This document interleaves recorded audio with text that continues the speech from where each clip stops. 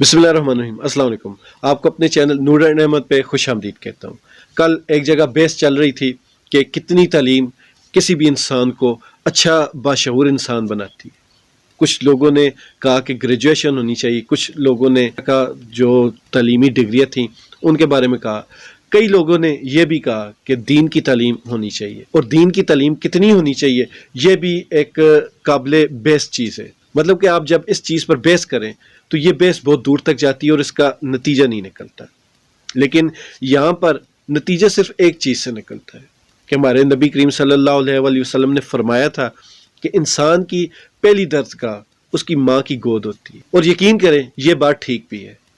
आप जितना मर्जी तालीम हासिल कर लें, लेकिन अगर आपके पास तरबियत नहीं, माँ की गोद से जो आप सीखते हैं उस तालीम को तरबियत कहते हैं। अगर आपके पास वो तरबियत नहीं तो आप दुनिया जहान की जितनी मर्जी तालीम हासिल कर लें, आपके पास वो तरबियत ही नहीं होगी कि आप उस तालीम को कैसे इस्तेमाल करें। तालीम एक हथियार है, लेकिन उसको चलाने का तरीका आपकी माँ की गोद आपको सिखाएगी। अब यहाँ पर ज़्यादा लंबी चौड़ी बात नहीं करते। एक मिसाल ये है कि चोर डाकू का बेटा जितना मर्जी पढ़ लिख जाए, वो चोर डाकू बेशक न बने, लेकिन उसके अंदर हेरा फेरी, वो बदमाशी, वो चीज़ों का उनसर ज़रूर रहेगा। कोई हज़ारों लाखों में एक आध हो, मैं सबका नहीं कह रहा, एक आध बच्चा सुधर भी सकता है। लेकिन जिस माँ बाप के पास तालीम नहीं, लेकिन उन्होंने अपने बच्चे की अच्छे से तरबियत की, आप यकीन माने वो 10 लोगों में बैठने के काबिल हो। हमारे मुल्क में ऐसी मिसालें भरी पड़ी हैं कि काफ़ी सारे लोगों ने बहुत आला तालीम हासिल की, लेकिन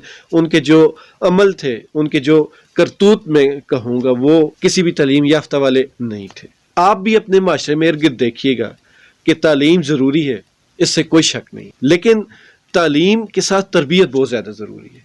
आप अगर ये पैमाना बनाएं कि जिस बंदे के पास तालीम ज़्यादा है उसकी तरबियत भी अच्छी होगी, ये कोई पैमाना नहीं। हाँ, जिस बंदे के पास तरबियत बहुत अच्छी हो लेकिन तालीम वाजबी सी हो, वो बंदा आपको हर लिहाज से बेहतर नज़र आएगा। वैसे भी दुनिया में जो इन डिग्रियों से, इन तालीमी असनाद से पहले जो सिस्टम था वो तालीम ही था, लेकिन उस तालीम को तरबियत कहा जाता है। मेंटोरशिप जिस तरह आजकल के जदीद दौर में कहा जाता है।